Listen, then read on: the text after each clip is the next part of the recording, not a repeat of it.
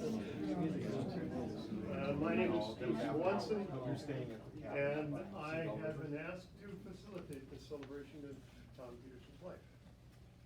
And since I've known Tom as long as I've lived, I guess that qualifies me as an old friend. And as Paul Simon said,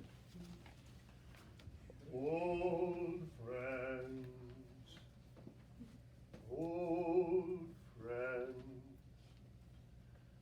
sat on a park bench like bookends, a newspaper blown through the grass falls on the round toes of the high shoes of the old friends. Old friends, winter companions, the old men. And a text.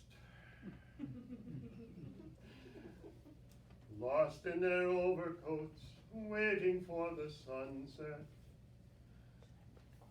The sounds of the city rushing through trees scatter like dust on the shoulders of the old friend.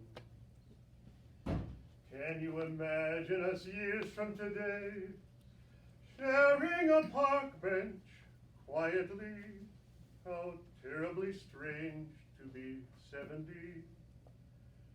Old friend, memory brushes the same year, silently sharing the same fears. A time it was, and what a time it was. It was a time of innocence, a time of confidences. Long ago it must be. I have a photograph. Preserve your memories. They're all that's left us. My goal is to get as many of you to share your memories of Tom with the rest of us as possible. I have a few, and I'll be happy to chip them in, but they're probably not anywhere near as recent as the ones you have. And I would rather hear from you so I could fill in some of the blank spots that I missed in Tom's life while I was spending 20 years in Europe. And so I'm hoping that you will have the courage and the joy of sharing your thoughts, your memories, your anecdotes, humorous stuff, sad stuff, Tom stuff. And I'm hoping that you will not have a problem if somebody else says something similar to what you were thinking. I want to talk about X. Because it doesn't really matter if it's Ole that says it, or Lena that says it, or Sven that says it. What's important is that you say it.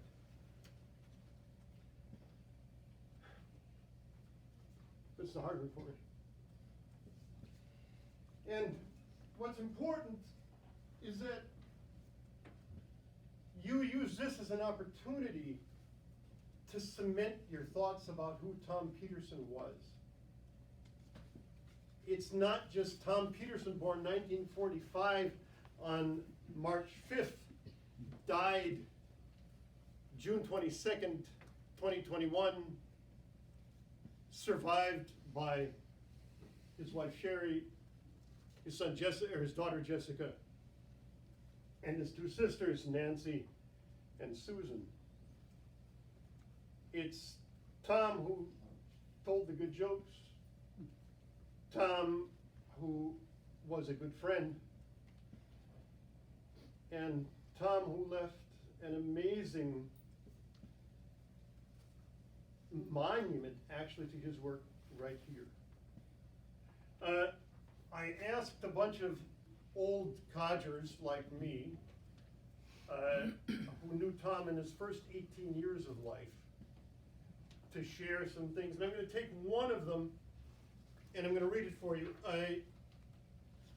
Don't let it bother you that I can't see. I have not been able to see since I've been 22, and was not able to see most of the time. I was very, very good friends with Tom.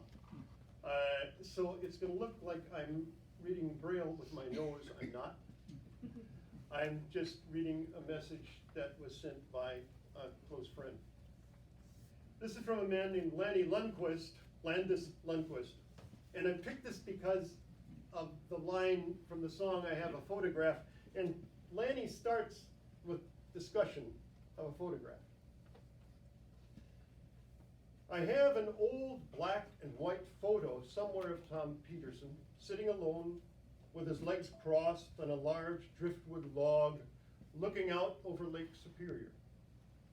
It's about 1969. He's got a pretty thick beard and he's wearing a rather wrinkled corduroy jacket with patches on the elbows. His hair is long and sticks out from under a kind of funky English-looking hat. He's smoking a pipe. But most importantly, there's something about the look in his eye. The man obviously has a dream of some kind, and it has to do with the lake he's looking at and the shore we are standing on. I could see it when I took the picture. I think we could all see it even back then. Tom had a dream. Tom and the rest of his little gang of friends who survived the 60s, partly by escaping now and then to the beauty of the North Shore. But Tom stayed there in the beautiful place he loved, married to Sherry, the girl he loved, and followed his dream. We're all so glad he did. In his own unique, brilliant, quiet way, he lived out this dream. He finished one huge project after another by facing up to each challenge and doing each thing that needed to be done. We all have admired Tom's vision and the tenacity to not let his dream die. We'll miss you, Tom. One of several. I could keep reading, but the more I read, the more I get close to losing it. And that's kind of embarrassing for an old theater bug like me. Does anybody have anything they want to share, or do I just keep plowing through the stuff I've saved? I'd love to hear you talk. Let me say a few words. Thank you. I was up here working for almost 30 years, and Tom was there for all of them, working with us in trails and waterways, and working on the Superior Hiking Trail. And this little group over here are some of his crew members, and they affectionately called Tom Petey. And so you know that most bosses don't get an affectionate title, but Tom did, because they all liked him, and he liked us, and he trusted us. And he was such a good supervisor that way, because he let us do our thing, and we did it, I guess. So, thank you.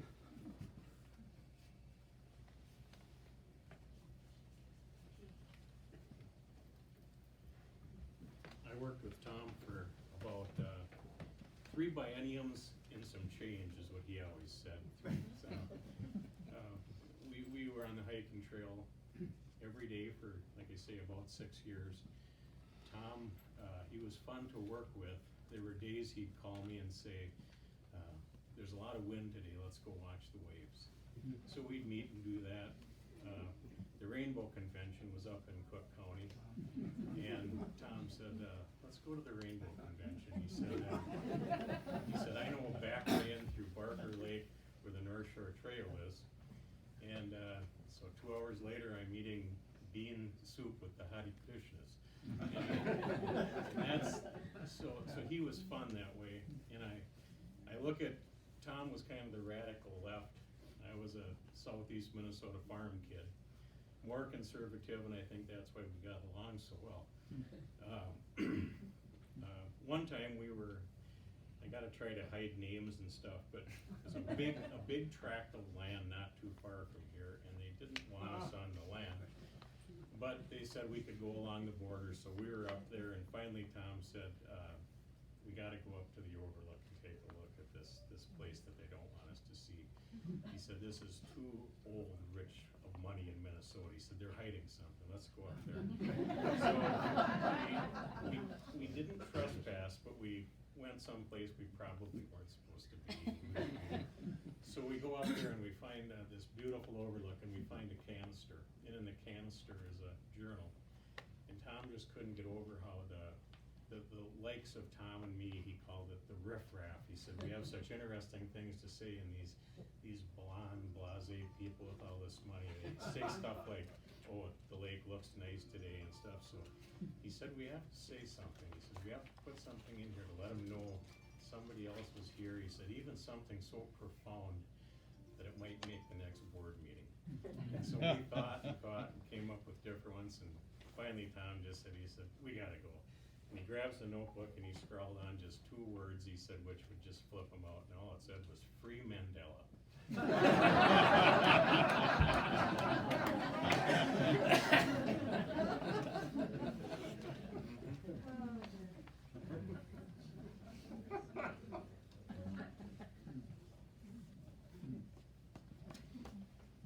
Okay, we mentioned one from this side, one from that side, and one down the middle.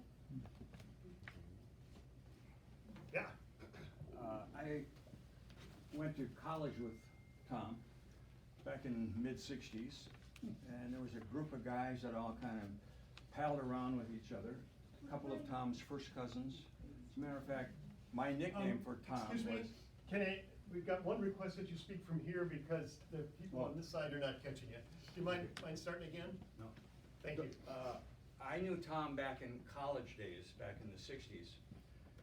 And there was a group of about 10 of us, and there's a photo of us back there in a sepia tone photo. We all palled around together. There were a couple of Tom's first cousins, and we called Tom, I always called Tom Cousin Tom, even though he wasn't my cousin. So we all palled around, and eventually, over the years, we started calling ourselves the Geezers. And we would come up here, and Tom would take us on the trail. We would all drive up from the city and stay at Bob's cabins. Tom would come down, and Tom had a doctorate in philosophy. And this group, the Geezers, there's one born-again Christian, one agnostic, one atheist. Tom was a philosopher major.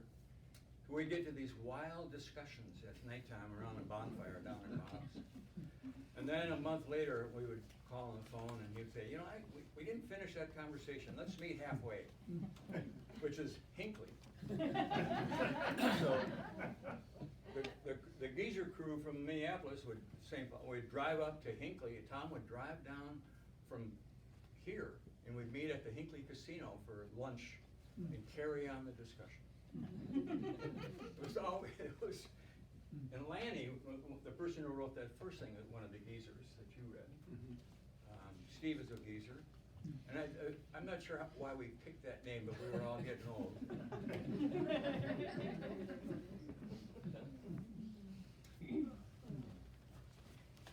I am so jealous of you guys.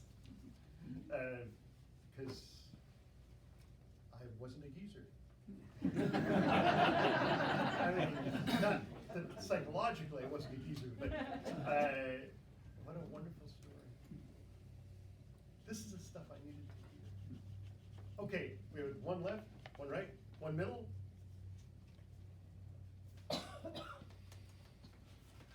Shy people. I work with Tom. Can you come up here, please? So Yes, I can. Sorry, we don't have a microphone, so.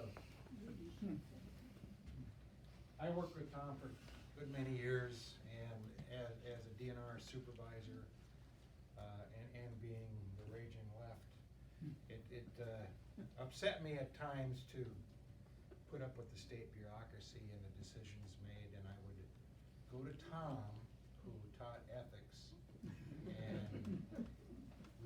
very long discussions on how my brain is gonna slide through this mess and what I can do to repair damage.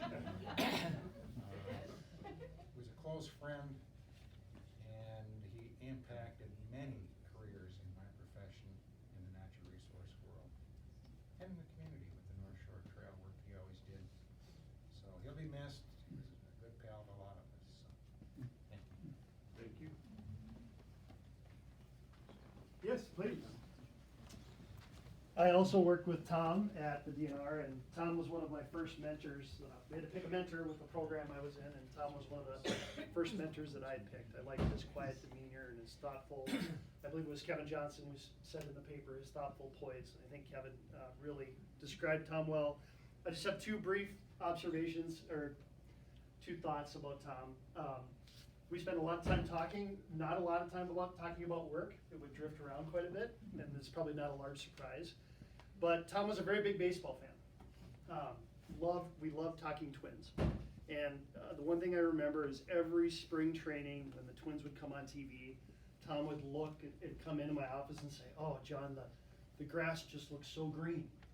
I haven't seen green grass like that." And so, Tom, wherever you are, I'm sure the grass is quite green and you're enjoying it right now.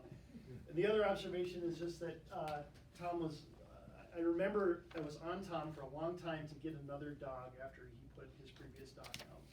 He wasn't sure if he was ready, and finally he got one. And he would say, "Oh, John, I come home and this dog just greets me. I love the greetings. That's the best part. I come home and I get greeted by this dog." And so I think there's a lot of happy dogs that are also with Tom right now. And those two thoughts make me smile. Beautiful. Thank you. Yes, please. Can you come forward? So I'm Steve Batalden, and I just wanted to say a word that Sherry and Jessica and family and friends of Tom. Most of you knew Tom as what is called here now the father of the Superior Hiking Trail. I had the good fortune of knowing Tom well before then, when he was a close friend in high school at Minnehaha Academy from 1959 to 1963, and then as a student at the University of Minnesota. Tom was an excellent student and also a very good basketball player on the Minnehaha Academy championship team of 1963. Following our undergraduate years in 1967, 54 years ago this summer, Tom and I rented an old flat just off Riverside Avenue on the west bank of the University of Minnesota. The flat was easy walking distance to the university campus, and the first floor of the flat had a gas-heated potbelly stove more or less in the middle of the apartment, such that each winter the stove struggled to heat the kind of extremities of the flat. There are a flood of memories from those early years, but let me share just two of them. Tom and I managed to escape service in the Vietnam War owing to student deferments, and from 1969, our relatively high numbers in what was then the unprecedented draft lottery. It was, of course, the height of the anti-Vietnam War movement, one that drew Tom and many of us into periodic public demonstrations, especially on the university campus. Every Friday afternoon, we joined a group of politically active academics for a pickup basketball game on a court located on the second floor of Riverside Avenue Presbyterian Church. It was quite a group of anti-war, mostly bearded basketball players, joined by a couple of local politicos. Most notably among them, the then representative of the State House of Representatives, Martin Olaf Sable, who subsequently would serve many terms as 5th District U.S. Congressman from Minneapolis. I credit Tom with having ultimately persuaded Marty Sable to abandon his support for the U.S. war in Vietnam. It was, I think, Tom's disarming honesty, his understated modesty, and his genuinely good sense of humor that made him such an effective public advocate. I have to wonder whether it was not Tom's political engagement from that time that also set the stage for his many subsequent contributions, especially his commitment, of course, to public service. I'd like to share one other memory dating back to an even earlier time, immediately after our high school graduation from Minnehaha Academy in the summer of 1963, 58 years ago. We both held summer jobs and were about to launch our undergraduate baccalaureate degree programs. But before doing so, Tom and I decided to take a weekend trip to Lake Superior.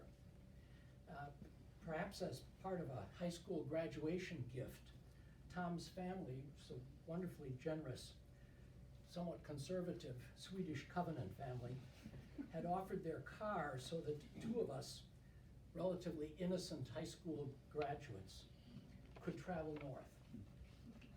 Tom, who already had experience on the North Shore from childhood times on the North Shore with his family, led the way. Leaving after work on a Friday, we arrived late at night at what is now Solbakken Resort, then under the ownership of a Quaker U.S. district judge in Grand Marais and his wife who ran the operation. If I recall correctly, we rented a small cabin there for less than $20 a night. It may, of course, already have been off-season, I recall. For Tom and of course also for me, it was a bit of magic. The hike into the forest overlooking Lake Superior, the visit to what was then a rather under-controlled dump outside Grand Marais to see black bears at sunset, and the lake, that ever-changing immense body of fresh water that is exceeded in volume only by that of Lake Baikal in Russian Siberia. I think it was the first time either of us had seen a moose in the wild. 1963. Tom loved this land and the lake, and he would give his life for it. To use a Russian expression, I've worked in Russian history, Вечная память, may our memory of Tom be eternal. Вечная память.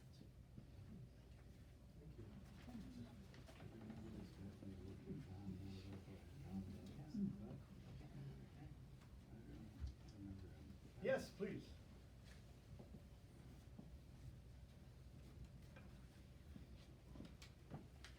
I worked with Tom at the DNR also, and I didn't expect to be speaking today. I just came to honor Tom, and so this is just a jumble of memories that I don't really have any coherent things, so it might be a little rambling, but I worked with Tom for 17 years, and because you all know Tom, you know that we were friends for 17 years. Once he found out that I also like Twins baseball and Gopher basketball and things that he enjoyed, I think from the second day we worked together, we were friends, and he would come and sit in my office. And over that time that we worked together, we talked a lot and about a lot of things, rarely ever work. A couple of the times that we did do work activities, we went up on the Gunflint Trail, we went out on ATV rides to check things out. And we did a few other of those type of things, but each time we got to where he said we were going, I'd say, okay, what are we here to look at? And he'd say things like, I don't know, it was a nice day, and we didn't need to be in the office. And so, while I spent a lot of time with Tom at work, we didn't do a lot of work. We talked. I'm not a philosopher, but we talked a lot of philosophy. We talked theology, we talked Twins baseball, Gopher basketball, dogs, the weather, the nice days, golf. I also as I'm not a philosopher, I'm also not a golfer. Tom told me once how he one year golfed every day of the year, and I said something along the lines of, "That's pretty stupid." So Tom then made it his mission to get me golfing, and so we golfed a few times together. He well, me not so well, but that was the way Tom could do things. I also feel like while I never met Sherry and Jessica, I feel like I know you because of how often we talk. I also have a daughter, Jessica, so he tell me about Lake Tahoe, and I tell him about wherever she was. So I wish I knew you personally, but to end it, I'm gonna say I feel really stupid here. I'm the only one in the building wearing a tie.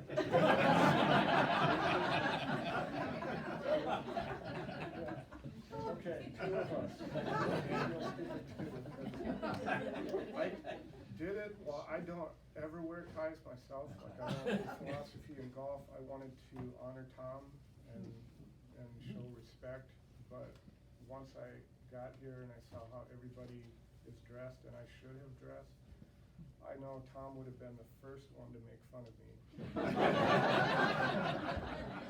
I'm going to be embarrassed with pride.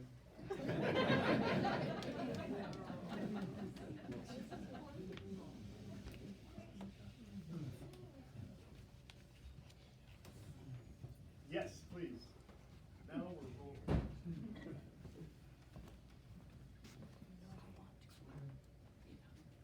My name is Steve Thorne. I was a neighbor of Tom's. He lived down the road from us, and we did favors for each other. When I go to town, he'd water my plants and such, and we'd help plow his driveway and so on. The good things that neighbors did. Tom was a good neighbor and a good friend, but I would like to say we go way back. I first met Tom when he started to work on the trail. I like to say I hired Tom, but I really didn't hire him. He came down to say, I was deputy commissioner at the time. He came down to interview with me in St. Paul, and I was amazed at his background. And the philosophy degree really was what did it. And you know, we didn't have too many philosophers in DNR. Somebody mentioned the bureaucrats. Well, I was one of those at St. Paul. But I think the fact that he was not like the rest of us. I was a forester, we had wildlife managers, scientific types. But Tom was a philosopher. And this morning I lived near Wolf Rock. Of course, Tom lived on 3, and I lived on 3 as well in Gooseberry. And went up to Wolf Rock, and I was thinking about Tom. I was just sitting there and listening to couldn't even see the lake, by the way, today because of the smoke. That's the first that I couldn't see the lake from Wolf Rock. But in any event, made me think about all the other spots on the trail that exist because Tom had an eye for the terrain. More than anything else, Tom, the alignment of that trail where you get views inland, you get views of the lake, you get vistas opening up as you come out of the woods or out of a valley, is because Tom had an extraordinarily philosophical and artistic view. And I don't think any of us wildlife managers, foresters, and geographers, or whatever else we had, would have designed the trail as beautifully as he did. And I think I've hiked all over in Europe and here, and I think this is one of the finest trails in the entire world. I enjoy it at least once a week, and I always think of Tom. And if there were any better memorial for a life well lived, I can't think of one better than the Superior Hiking Trail. So that's my friend Tom. Please.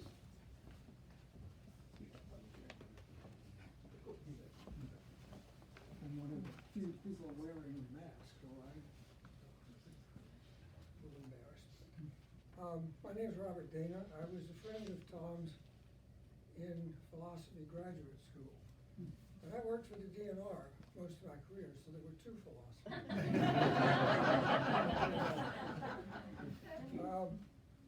Unfortunately, I was working out in the western part of the state in the prairie, and Tom was up here, so we've lost touch over the years. But when I came up here, I came from New Orleans, and I didn't know anything at all about Minnesota. And Tom, I guess we met in about '67. And when Tom found out that I hadn't been outside the Twin Cities since I arrived in '66, he said, I've got to show you Minnesota. So he took it upon himself to be an ambassador for the state. He took, well, the North Shore, really. He brought me up to his family's cabin. He took me around to just about every noteworthy spot on the North Shore over the years I knew him. He, it was the best friend I had while I was in that graduate program. I'm mentioning the flat on Riverside. I went to a party in that flat right after I met Tom. And I had a little Volkswagen Beetle with a Louisiana license plate on it.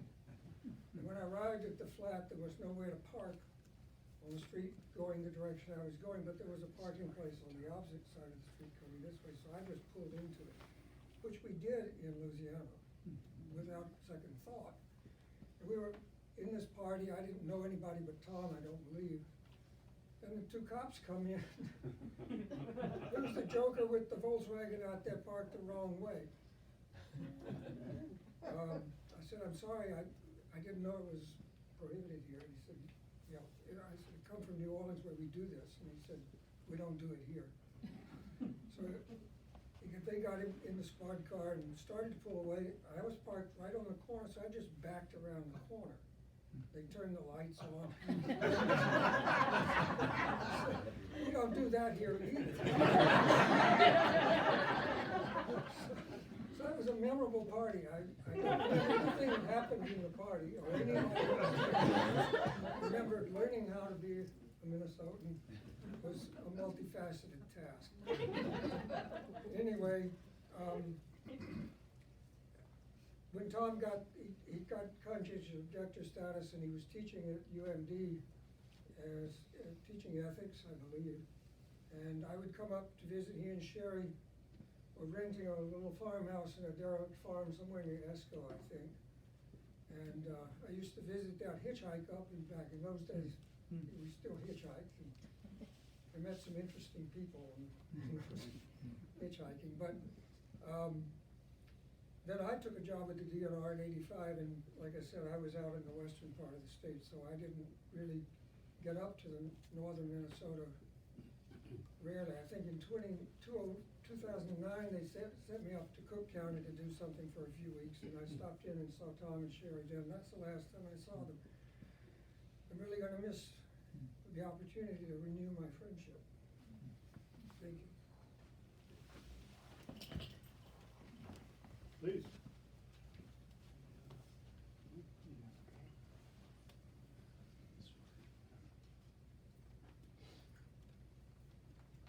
Hi there, I'm Les Olola from Grand Rapids, and Tom was from the North Shore. I was a regional guy, he was the area guy. So we worked together, I don't know, 30, 40 years. It seemed like a long time. Anyway, Tom was really successful because he was a people person. And no matter what anybody says about the jobs that we did, we worked with a lot of people, a lot of communities and all that. And what got things done was Tom's able working with people, negotiating things, figuring things out, working with the guys over here, which was probably not the most fun every day. I hear about it. Still picking on him? But he loved them, and they were great guys to work with.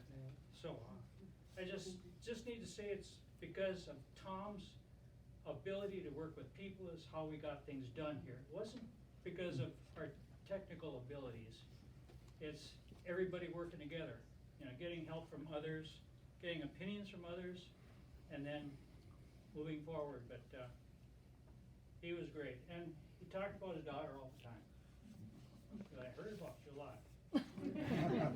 Worried about you, when you moved out west. But, he was fun to work with, I learned a lot from him myself, and, we need more people like that. Just have one comment about philosophers and people, they're not usually the same. That was another thing extraordinary about Tom. Another hand? Yeah. Please.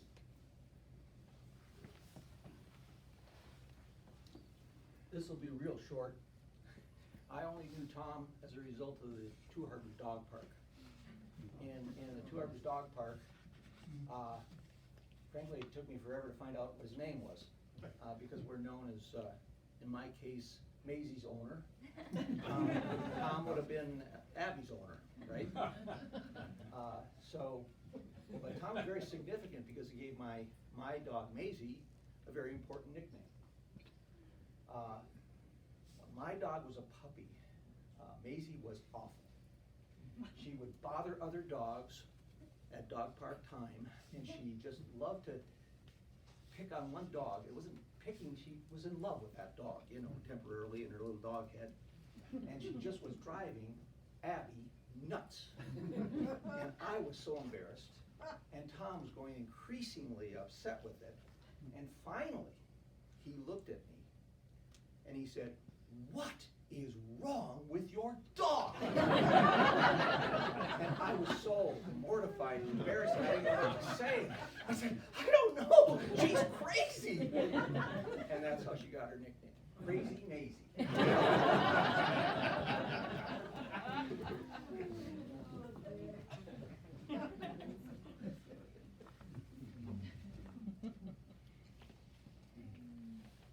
Got a hand? Yeah, Please. I'm gonna see if I can read my notes that I just made. I bought my first North Shore retreat in the mid-'80s and met Tom soon thereafter when John Schell recruited me to join the board of the Superior Hiking Trail Association, and I became an admirer and a friend of Tom's. And as somebody mentioned earlier, once you're a friend of Tom's, you're always a friend of Tom's. He would come to the meetings of the board and talk about the places that he had just flagged and how wonderful these places were. And always it was, as Rudy mentioned, where is Rudy? Yeah, Rudy, who wrote the book that, if you haven't seen it, you really should, about the Superior Hiking Trail Association. Lots of excellent reviews and a couple quotes from me, one of which found its way into the Star Tribune article about Tom, and I was certainly surprised about that. But it was true that he loved the places that he found, and he would tell the board every time he found another spectacular overlook or a creek that he hadn't seen before with beautiful rivulets, and he just was ecstatic about the trail. And that made us ecstatic about it. I mean, we, as a board, I think we could not have done what we did without Tom's enthusiasm. And Tom and I became friends. I was sworn in as a Hennepin County judge in 1990, and he even came from the North Shore as one of my friends. He came to my swearing in, and I was just so honored by his doing that. I was also honored by the fact that as one of the authors of the original Superior Hiking Trail Association, or Hiking Trail Guide, the guide to the Superior Hiking Trail, he wrote an afterword and mentioned several people in it. a lot of them being the people who worked on the trail, building the trail. And then a couple others of us who were on the board, and he mentioned my name, and I was just ecstatic about that and honored, and still am honored about that. Rudy's book, which is, I just mentioned, it's called The Superior Hiking Trail Story, right? Okay, just published last year. Tom is pervasive. He's through the entire book. But one of the things that Rudy's book does is it mentions many quotations from the trail registers that are placed strategically along the trail at beautiful overlooks and places. And I would usually write something in the register. Most of the time when I went by, I would write something. And almost every time, if not every time, I thanked Tom as a part of what I wrote in the trail register. And sometimes also Mark Wester, but I would say, thank you, Tom, for giving us this trail. And so I think Rudy even included one of those quotes from me where I thanked Tom as my sentiment from the heart. As far as I'm concerned, Tom's legacy is the trail that he's left. Obviously, he's left lots of legacies. He has many friends, and it's been really nice to hear about other parts of his life. But for me, the legacy that he has left for us with that beautiful trail and has left for all the generations to come, that's what I'll remember.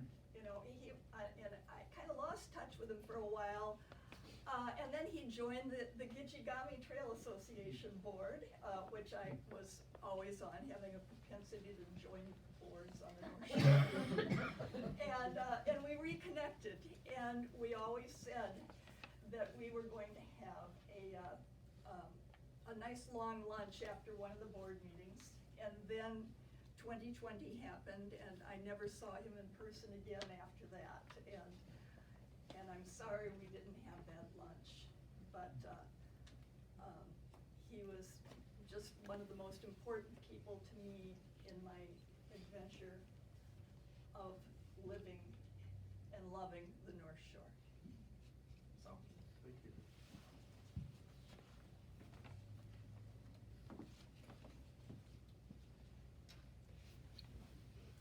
Anybody else? Yes, please.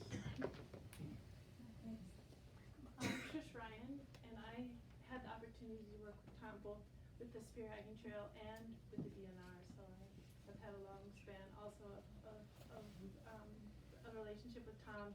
And I just will never forget, on a weekly basis, I think maybe it was on a Friday or so, we'd get on the phone and he would give me the hours for the crew. And I was the treasurer and then the executive director, and I'd write out the checks. And we just talk. We talk about the things that he found that week and the overlooks and everything that was happening. And it was also there where I learned to sit in silence with Tom, because maybe he didn't like talking on the phone or what, but it was these moments where there was just this quietness, and maybe that was his philosopher coming out, and we would just sit in that for a moment, and then we continued to talk. We talked maybe for an hour or more each week just about what was happening on the trail. And it was just and it's something that I've taken with me, and I've learned how to do that with other people, and it's something I think of Tom every time I do. And the other thing is, I always remember hearing his stories of the overlooks and the going into the rivers and all the places that he explored. And I asked him once, Tom, do you ever get lost? He said, no. Sometimes I didn't know where I was. Anyone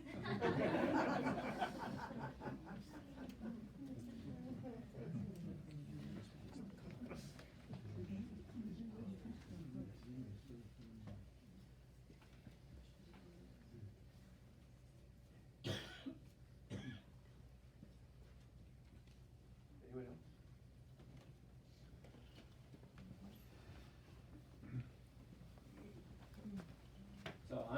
Hargesheimer, and they mentioned me as writing the book last year, which I did, and that was a great honor to repeat Tom's name over and over again in that book, because he was so important, as has been said, to the Superior Hiking Trail.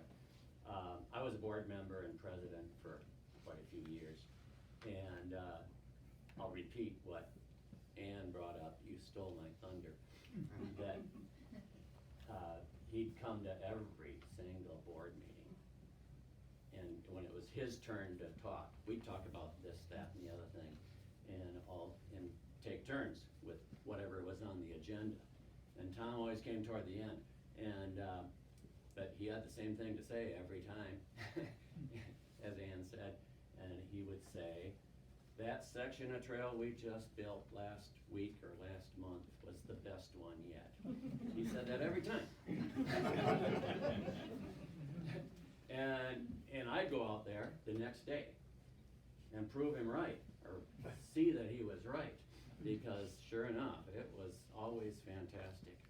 And the whole trail, and we owe it to a lot of people since Tom that have continued and built the trail from, Tom was involved in the first 200 miles from here to Canada, but it goes all the way to Wisconsin also. And that was through the efforts of other people, current and former board members, and lots of hard workers. I don't know if some of you guys were involved in the since Tom, but we owe a lot to them also. Thank you.